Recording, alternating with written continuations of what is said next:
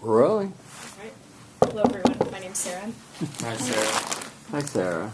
In 1945, science fiction author Orson Welles said that for people to survive, they either need to adapt or perish. Is the same thing true for the American political machine as well? The Republican Party has been struggling over the past several decades in order to modernize its image and keep up with changing times. This can be absolutely evidenced in the recent March 2014 initiative within Oregon. The Republicans in Oregon voted on a measure that endorsed the overturning of their gay marriage ban. This is absolutely groundbreaking because for decades now, the GOP has been entrenched in their decision to absolutely reject any form of marriage equality. So the question I'm here to answer today is the fact that the Republicans within Oregon supporting a gay marriage ballot, is that showing the national GOP the way forward? Once again, are the Republicans within Oregon showing the national GOP the way forward by endorsing a gay marriage ballot? I believe that they absolutely are for the following three reasons. The first, gay marriage is a wedge issue. It goes to the Democrats every time. And young people, more often than not, support gay marriage. The fact of the matter is that the Republicans refusing to support gay marriage drives away a lot of young voters. The second, this is an issue that proves that the far right doesn't control the GOP. And this has been an image issue the GOP has faced within the last couple presidential elections. The Tea Party has really brought a lot of change to the Republican Party, bringing it further to the right. Whereas this initiative within Oregon proves that Republicans don't necessarily always lean that far right, and it's more accessible to more voters, and therefore appeals to the median voter, which is what political parties need to do in order to succeed. The third is, the fact of the matter is that the majority of Americans, regardless of their political party, already support gay marriage. This has been proven time after time, and Republicans beginning to recognize this fact shows that they are coming forward and acknowledging what the people within America want. So going to my first point, the fact of the matter is that young people are not voting Republican because of divisive social issues like gay marriage.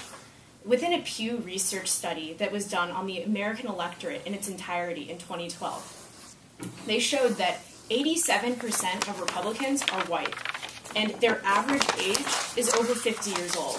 Now compare that to the Democrats' demographics. Their average age is much younger at 46, and their constituency is much more ethnically diverse. Now keep these numbers in mind when I tell you this. A May of 2014 poll done by the Gallup poll that specifically focused on marriage equality showed that 8 out of 10 young voters support gay marriage. Combining these numbers really shows that if the Republican Party wants to remain valid within the future years to come, they need to start appealing to young voters. Being dependent on the votes of the older voters simply isn't sustainable, so this change needs to happen. The second point that I need to make is the fact that the Republican Party has been plagued with the issue of leaning too far right, and that's losing a lot of people from voting Republican. Even really high-ranking Republican officials, such as John McCain, have acknowledged that the Tea Party sometimes goes too far right, and the rest of the Republican Party is left in the dust, basically. And the median voter is stranded in the center, trying to decide between divisive social issues. They're going to go left if they have to. The fact of the matter is that conservatism as a political ideology is to conserve the status quo. That is what the Republican Party is set out to do. The status quo that they hope to maintain is limiting the power of government. So how much control should the government have over people's lives, especially within their marriages? It absolutely is contradictory, and I think that these Oregon Republicans have shown that they're cognizant of this fact and that they're going to start appealing to more voters by supporting gay marriage. My final point is that the majority of Americans already support gay marriage. The 2014 Gallup poll that I've already cited showed that 55% of the American people support marriage equality. That's a fact. The majority already support it.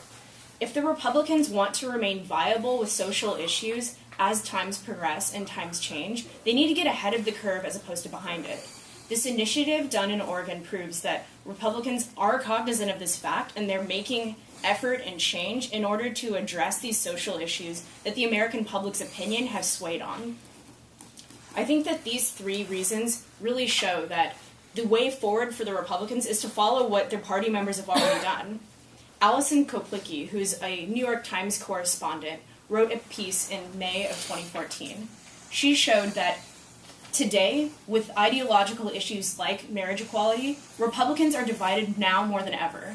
Why then did they do so well in the midterm election? The fact of the matter is that their solidarity comes from their opposition of the Obama administration, but this doesn't bode well for long-term viability to continuously get votes and potentially win another presidential election.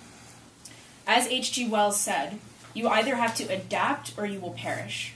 I believe that this vote in Oregon is the beginning of an adaptation of the Republican Party in order to garner more votes for those people who are more socially liberal but fiscally conservative, that they've often been losing to the Democrats. Thank you. Thank you.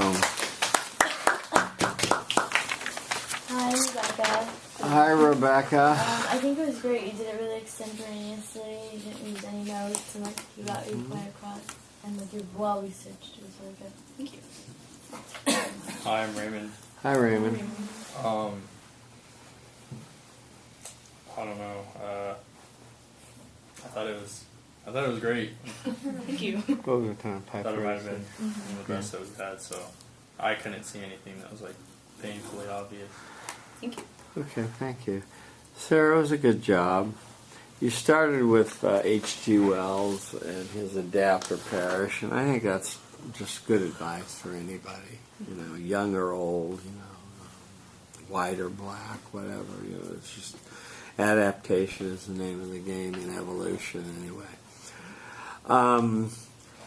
And you set it up nicely with the background of the Oregon thing, and so that was good. And you repeated the question, that was good. Your preview was a little wordy and long. I think you could have said it a little more succinctly. Your significant statement, I would have liked to have been a little bit better put and couched toward these people in the room here. Your main body was good. Your first reason on the wedge issue was good. You didn't just use your statistics, you dramatized them, and you listen closely, folks, 50%, so you really made them come alive, and that was good. Approaching 50, 87%, and so that was good. So that worked well. Your second reason was well done. On your third reason, you appealed to majority support, essentially.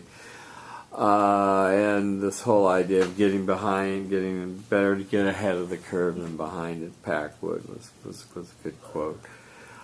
Your summary, you only used 546, so you could have put in a little bit more detail and slowed down a little and had a little bit more anecdotal information in here.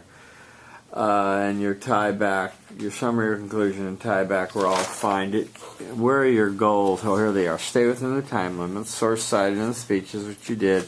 Dynamic body language. Where's your body language dynamic tonight? I know that last time my issue was that I stayed in one spot and didn't right. move, so I was trying to move. I know it's like kind of a limited space, but right. I was trying to be cognizant of that.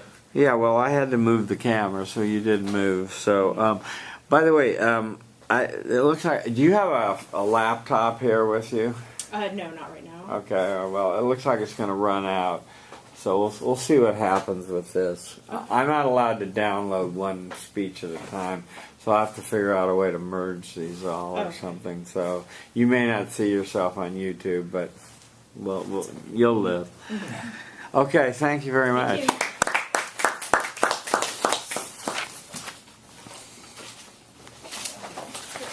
Okay, next. Like I said, this battery is on red now, so we're going to get part of your speech in, so we'll see how it goes.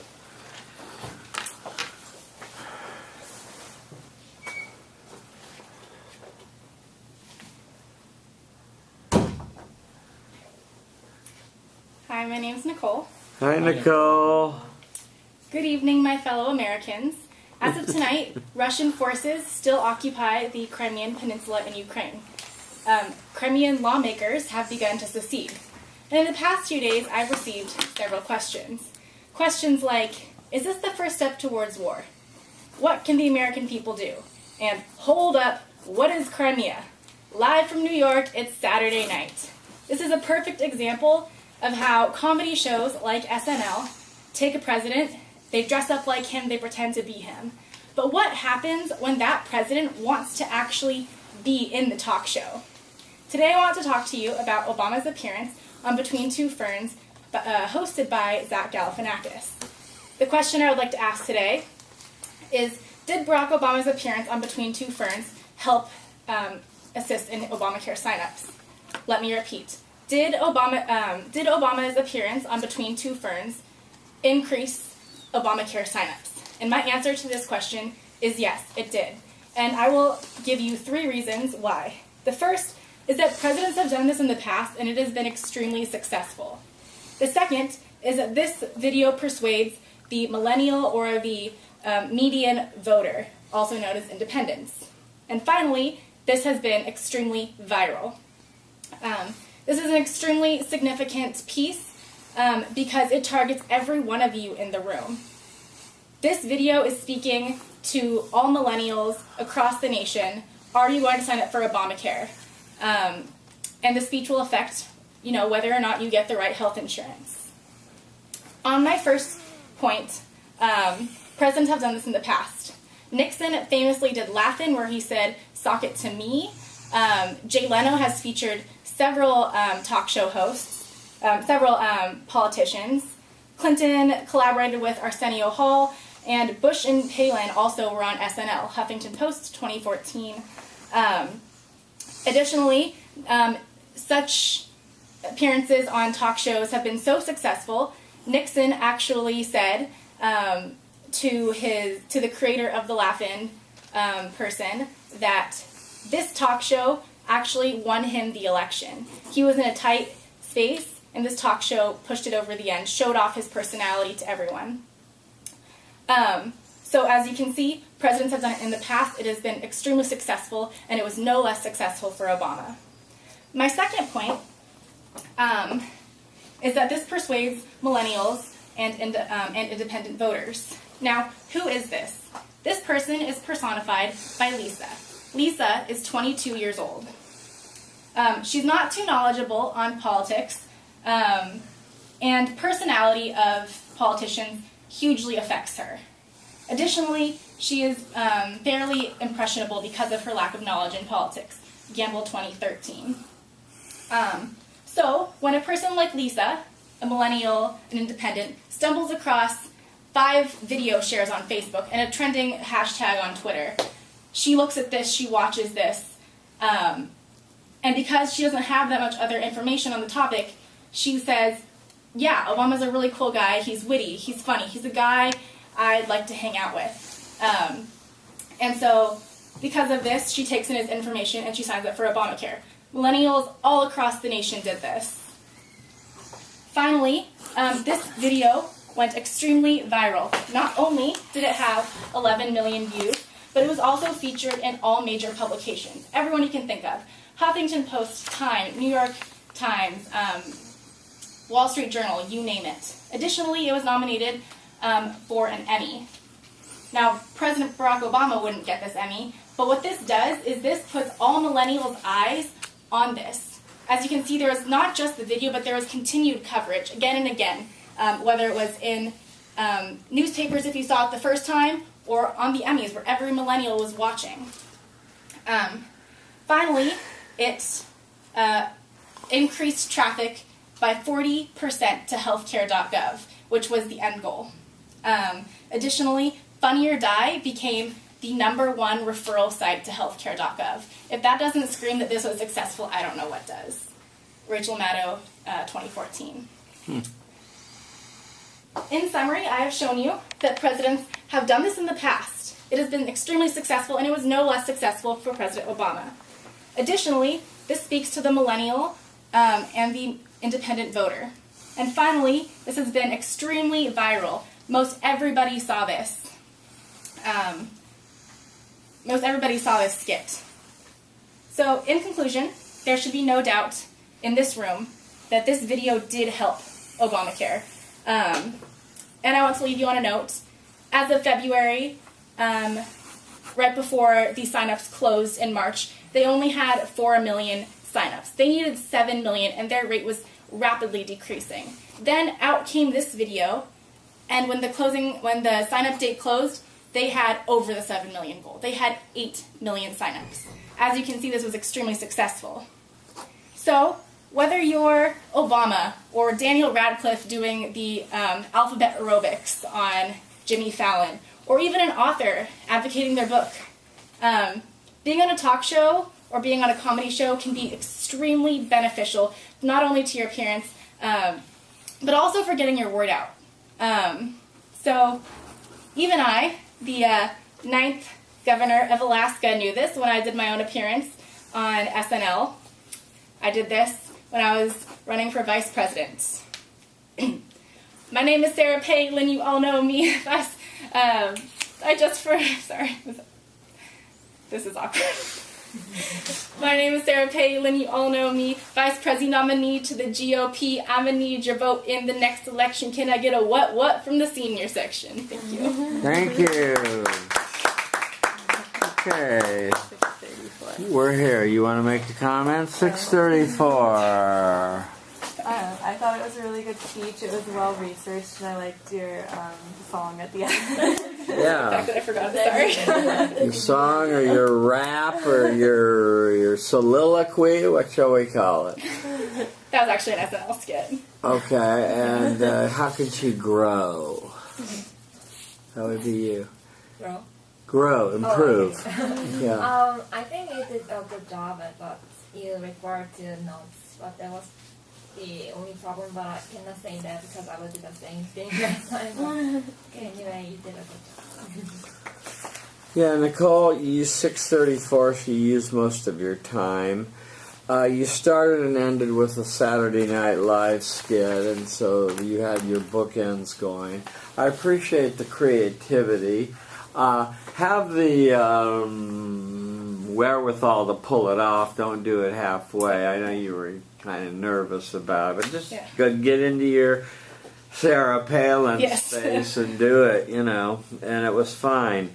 You repeated your question. I appreciate that. You took a position, and you had the arguments that supported your position. I would have appreciated more of a citation in the body of your speech. I just forgot to mention them. I had them all down, but I just got nervous and forgot them and left them out. Yeah, and that would have heightened the credibility of your presentation significantly. You did have a good bibliography. You did pull from a lot of different sources, so that was good. On your first reason about helping Obamacare and your, a lot of people say, Obama is defacing the presidency, but you clearly pointed out that lots of presidents have gone on television, be it Johnny Carson or The Laugh-In or whatever. So there's a real precedent for this. And I like your reference to making things extra sticky here, and that was good. That was appreciated, and making him likable and a candid sense of humor. I'm a little skeptical about this 4 to 7 million. I think the stats are a little overclaimed, but if you have them, you have them, and that's fine. ABC. What? Or CNBC, one of those ones. Yeah, I'm amazed that a skit could have that kind of power, but it was talked about a great deal, and it was widely discussed. Your summary, your conclusion, and your tieback were all fine. Your goals were not to say to stay within the time limits, which you did do, and to use the note card as little as possible. How'd it go? I just said Right. Do you have somebody you practice with, a study buddy or something like that? I mean, I could force someone to listen to me. Yeah, you should. And every time you say or like, have them raise their hand so that you can get out of the habit of using that as a transitional device. And that will, and then the no card helps you make great eye contact all around the room and make you really connect with your audience. But overall, you got the job done. Thank you. Thank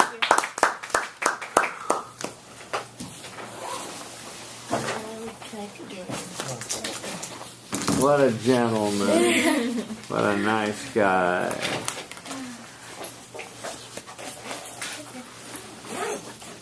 We're really on borrowed time, Rebecca, but hey. It's going to be an empty room pretty soon here. Waited. Hi, I'm Rebecca. Hi, Rebecca. Hi, Rebecca. So, meet Max. Max is a high school senior, much like all of us were. He does typical things like go to the movies with his friends and hang out and study while he waits for colleges to get back to him. One day, Max receives a letter. He got into UCLA, his dream school. So he decides to go to a party with his friend, blow off some steam, and somebody comes up to him and offers him heroin. He decides, I worked hard. I got into UCLA. Let me just try it. That was the day of the beginning of the downward spiral that became Max's life. The life that was supposed to be prosperous and long, and yeah. So, the question I'm going to answer today is, can the Justice Department do anything to curb the increases in heroin overdoses? I repeat, can the Justice Department do anything to curb the increases in heroin? I believe yes, they can and they will take action to combat the increases in heroin overdose. I will explain 3 reasons why I believe so. My first reason is the Attorney General coming up with the Community Action Plan, which is helpful for preventive and measures about heroin information. My second reason is the heroin antidote, naloxone, that has come out that the Attorney General will require law enforcement to carry with them at all times. And the third is the urgent health crisis that has been acknowledged by the Attorney General and the Department of Justice. This subject matter is one which every American should fully be helping combat to solve. According to the Drug Free World website, a leading site to help individuals become knowledgeable about the effects of drugs, heroin accounts for 18% of the drug and alcohol treatments in the U.S. alone. And in the entire world, 9.2 million people use heroin and opiates. Heroin is highly addictive, which is one of the main reasons for the increase in overdoses. Once a person taking heroin has a dose in their system, it's really hard not to get the fix again because of what it does to your brain. Their bodies start to crave more, and if they don't feed the fix, then they go into withdrawal. If heroin overdose does not happen to individuals, then the long-term effects are just as severe. Some of the effects are muscle paralysis, insomnia, depression, coma, and many more severe consequences. Now, what is the Department of Justice doing to help? The first reason that I believe the Justice Department will be able to curb the increase in heroin overdose is because of the Community Action Plan set out to help education and prevent individuals from heroin overdose. The reason is that the plan clearly states the preventative measures Americans should take to combat the heroin overdose increase. This started in November 2013 with members of the Northern Ohio's leading institutions coming together in a day-long meeting regarding the preventative steps to help decrease heroin overdose and usage. The document was written, and although it is not a final draft, is thorough and useful. I feel this way because the document lists preventative measures such as the first one, educating citizens on the dangers of heroin. The second, prioritizing heroin overdose as a public threat. The third, heroin trafficking and diversion. And the fourth, heroin death investigation. This document is one of the initial documents to help prevention and take action by the Department of Justice to curb the heroin increase overdose. The second reason I believe the Department of Justice will be able to curb the increase in heroin overdose is because of the federal law that the Attorney General is attempting to establish. This would require that federal agents would carry a heroin antidote. So anytime they see somebody going through an overdose, they would inject them or give them this Nexalon, and it would help them. This was presented by Attorney General Holding on July 31st, 2014, when he released the memorandum stating this. I feel that this is a great step in the right direction by Attorney General, who proposed this idea by requiring federal law enforcement to start carrying the life-saving drugs. Attorney General Holder stated that over 110 Americans on average die of heroin overdose every day, which is unbelievable and heartbreaking due to the fact that it outnumbers even death and car accidents, death by gunshot wounds and car accidents. The third reason I believe the Justice Department will be able to curb the increase in heroin overdose is because of the admittance of the public health crisis by the Attorney General. In 2006, heroin overdoses increased by 25%. This number is outrageous, and in March 2014, Attorney General Holden addressed this increase and vowed to help curb it. In addition to the heroin antidote he proposes federal law enforcement to carry around, he also proposes various preventative and informative methods for Americans that will surely help decrease heroin overdoses. The Attorney General suggests that in order to combat these increases, there need to be a combination of enforcement and treatment. A way of doing this is for the various drug enforcement agencies and Justice Department officials and local leaders to fight back aggressively and to help slow down the halt and distribution of heroin and opiates from getting into the hands of non-medical users. The DEA is a leading drug enforcement agency, and they have adopted this strategy and to attack the leading supply chains of heroin. In summary, I've shown you 3 reasons why I believe the Department of Justice can and will curb the increase in heroin overdoses.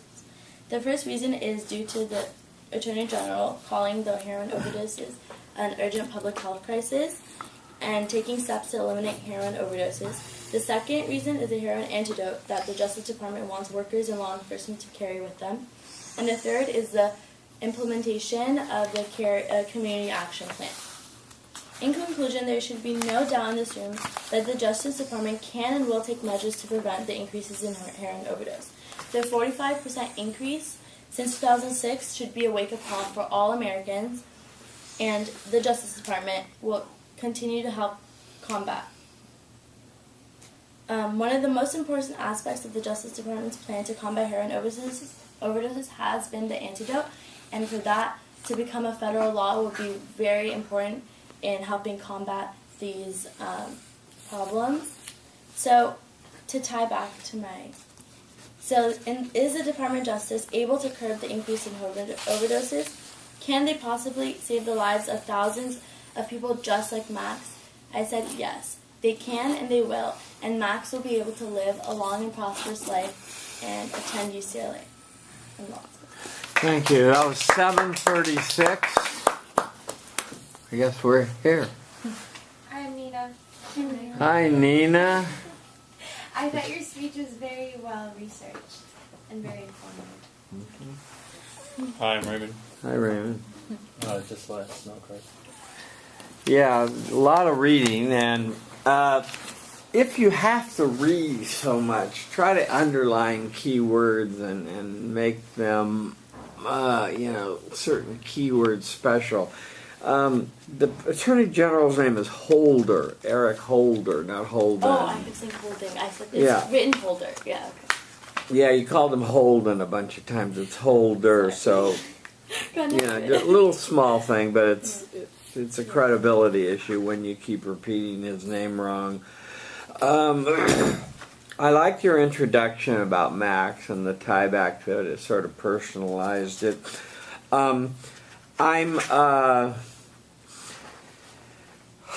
You chose to do, because your topic chose to do the Department of Justice attack on the heroin epidemic, you were forced to do a national look at it. And personally, I don't know how you feel about it, but personally I'm always skeptical of these big national programs as opposed to these more localized state and local programs that can. It was just harder to find information I to back understand. that up. Yeah. I understand, and you did do the national program, which is what you were asked to do, by the way. So that was good. On your significance statement, I felt that you needed to have a better idea of a significant statement is to sell to this audience, and I didn't feel that necessarily describing the intricacies of what it's like to become a heroin addict sells it to the audience. I think it maybe scares them, but I'm not sure it sells them on the wanting to listen to this speech. Could be wrong though. On your first reason, you talk about the community action plan, and you talk about it becoming a priority, and I hope that helps.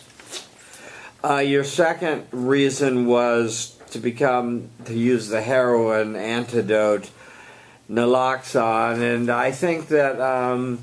We had a speech earlier on that was pretty extensively documented. So that was you had the ground laid in the class for that. We all knew about that, and so that was good. And then your third reason was just to talk about the fact that it's a public health crisis, and he calls on preventative measures, but he doesn't say what exactly they'll be. So your summary and conclusion were fine. Your tie back to Max was rosy. I'm not so sure it's going to work. Your goal is to speak without getting nervous, to memorize your speech, and to get your message across. How did it go? Not as well as I hoped. Okay, what can you do differently next time, Rebecca? Memorize it better. Yeah. And to say that, I didn't really say it to somebody. This was like the first time I said it out loud, kind of. Yeah. So Yeah. more practice.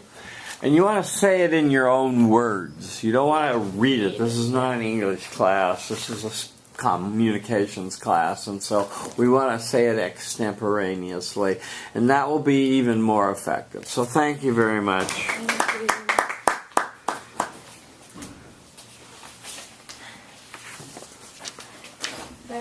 Oh, you're going next? I guess you're being a real gentleman. Okay, you can go first. No, you can go. He's being a real gentleman. Do you still have to do yours? Wow. We're really rolling here. Okay, go. This battery, it's amazing me that it's still going. I've never seen a battery last this long. But good. We're good. Okay. Have you timed this, I pray? You've timed it, right? It's 7 minutes? Well, we'll let you know. Okay. Okay, I'll start. Yeah. I'm Jin. Hi, Jen. When I was in Korea, I was watching Breaking Bad, and the first episode I remember, and there was a scene that the main character Walter suddenly fell down, and ambulance came, and then on the way to the hospital, Walter became conscious and desperately asked the doctor to drop him on the street. So I didn't understand at the time because why he was behaving like that. But now I learned that the ambulance service costs over $1,000 here.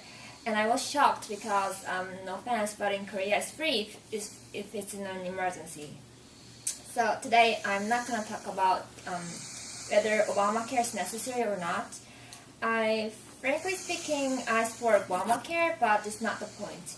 I just found out there are some people who oppose Obamacare, arguing that there's low rate of enrollment, which means that Obamacare is not successful. Mm-hmm. So because of this, I want to answer the question, which is the below target enrollment rate of Obamacare means Obamacare is failing. My answer to this question is no. I don't think it is. It means the failure of ACA, which is Affordable Care Act, another name of Obamacare. The reasons why are because enrollment rates don't exactly reflect the ACA, and some external problems cause the lower rates. And lastly, the rates are above target right now. The health insurance enrollment for 2015 began last week and November 15th, so Obamacare is becoming an issue again. Still, lots of people say that the low rate of enrollment is a proof of high number of people rejecting Obamacare. Let me think about it. Everyone needs healthcare, and the future of Obamacare will eventually change the American society's welfare. You should carefully look at various aspects of ACA. So I will give you the reasons. Firstly, the enrollment rate should not be the only criteria to determine whether the Obamacare is successful or not. Of course, the numbers are important, but this is not the core point when evaluating the policy. In contrast, if the enrollment rates are high, does that necessarily mean that the policy is successful? It's not. Comparing again with Korea, there is very high rate of enrollment, but these days the government and people are worrying about the failure because they just cannot give people enough money. So according to Christian Science Monitor March 1st, 2014, health policy expert Drew Altman said that 3 questions should be included to assess ACA, and these are: is the number of Americans who are uninsured decreasing? Does the premium remain affordable for the people who shop on the Obamacare marketplaces? And do people feel positive about the healthcare? These are the essence of correctly evaluating Obamacare. Besides, as the only 1 year passed from when the policy was started, it's not the time that we can appropriately figure out all of those questions. Thus, it's absurd to conclude that Obamacare is a failure only with numbers. Like other policies, the effects of Obamacare will play out over several years. Secondly, if we say that there's a low enrollment rate, we have to think about the reasons why. Actually, there were some obstacles that made the Obamacare seem unsuccessful. One of them is the problem of illiterates. Usually, those are people who need Obamacare, but they couldn't. Also, because of the immigration or citizenship data matching discrepancies, 115,000 people couldn't enroll, according to Politico September 18, 2014. Besides, there are people who don't want to change and don't want to pay more taxes. So these are the factors that make the rate low, but it doesn't mean that the policy is ineffective. These are the problems outside the policy itself.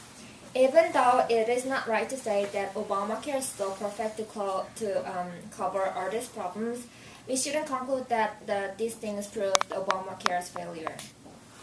We have to keep the idea inside of the ACA, which will eventually enhance our people's welfare. So the third reason is that even though some people say that the rate is below target, the law actually had an effect on lowering the uninsured rate gradually, according to a Gallup report taken in October 2014. Since the law's implementation, the percentage of U.S. adults without health insurance fell down to 13.4%, and it is the lowest point since Gallup began tracking the rates from 2008.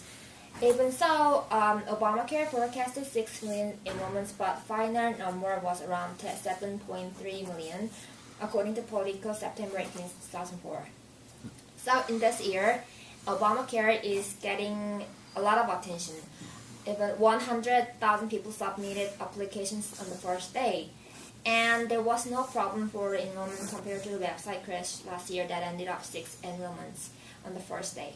So we can see that changes are taking place, and it's not correct to say neither Obamacare is under expectation and nor it is failing.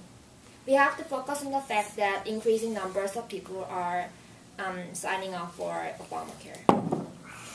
In summary, I have shown you 3 reasons why I believe that enrollment rates does not, whether they are high or not, has nothing to do with Obamacare's success or failure. That's because, first of all, other criteria rather than enrollment rates should be used to judge Obamacare's failure. Obamacare, and secondly, some issues made the sign-up rate low, but it doesn't mean that the policy is ineffective. And finally, in fact, it is gaining considerable popularity nowadays. Therefore, for these reasons, I strongly believe that it's inappropriate to say that below target enrollment level means Obamacare is failing.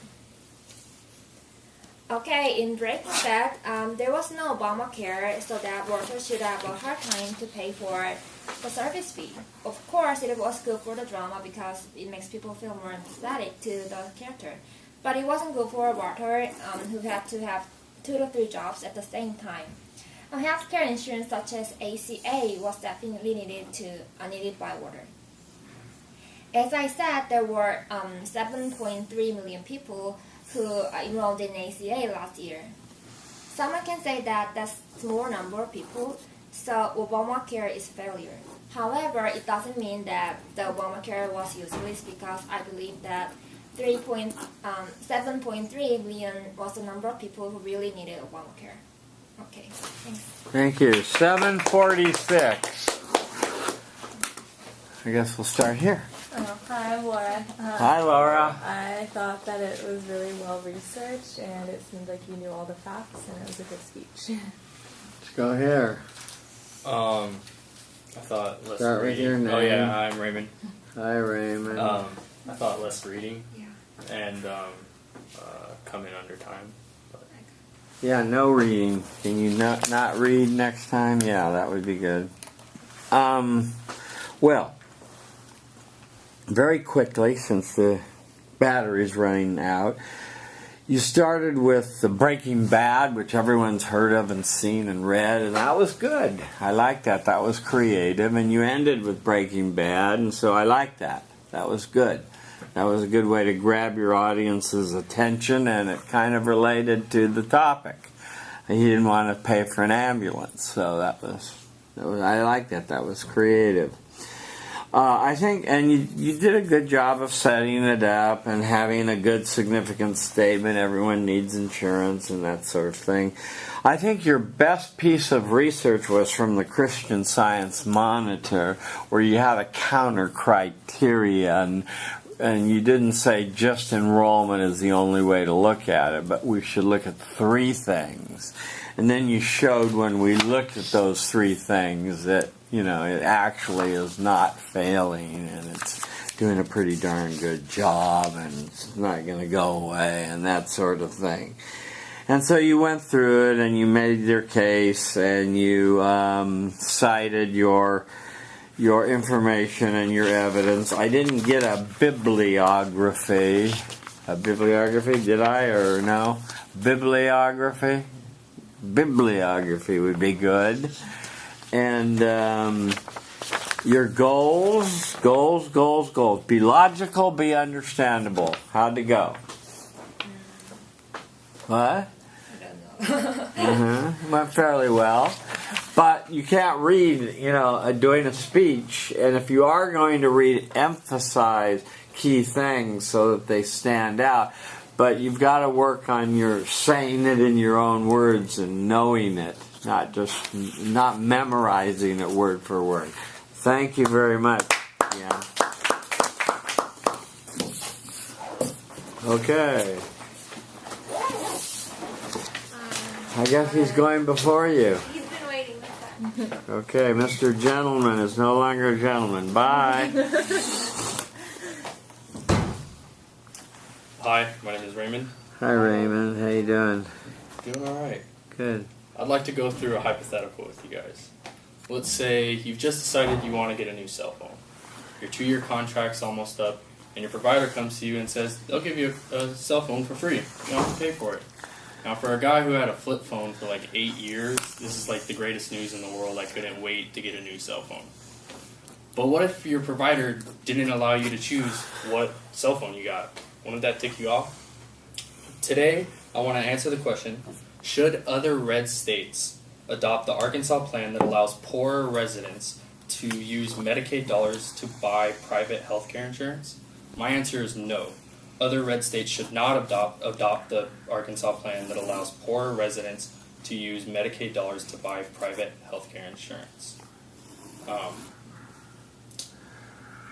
I feel this way because the Arkansas plan allows enrollees to pick any exchange plan at no cost to them because state taxpayers will end up paying the difference for the money the state loses and because there are better plans currently available. I feel it is important we address this topic because as it currently stands, average taxpayers will end up having to pay the difference or have their money used for things used for this as opposed to used for things like education and job creation. So before I start off, I just want to make a couple things clear. When I say red states, I mean states that lean to conservative ideology. And then to clarify, I want to talk about Medicaid for a little bit. Medicaid is a federally funded program that helps poor people who are at the poverty line or near it, get health care coverage for free. Now, opposed to that, the Arkansas plan is a subdivision of the Medicaid that allows poor residents to actually take the money they would receive from Medicaid, go out on the open market, and buy their own private health care insurance. Now, first, I feel that the other red states should not adopt the Arkansas plan because it allows enrollees to pick any exchange plan at no cost to them. So to go back to the cell phone analogy, imagine that your cell phone provider comes to you and actually gives you options, and you've narrowed it down to two. You're either going to pick the iPhone 6 or the G3. These are both comparable phones, so it really doesn't matter which one you get, you'll still get the same performance. Now let's say you choose the iPhone 6. What you don't realize is that iPhone 6 costs your provider $200, where the G3 costs them $150. But what's the big deal? You don't have to pay for it. You don't care. They're a corporation that's going to end up losing $50, but it doesn't really make that big a deal to you. This is essentially what's occurring as a result of the Arkansas plan. People have no initiative to go out and save the state or the country money when searching for their healthcare options.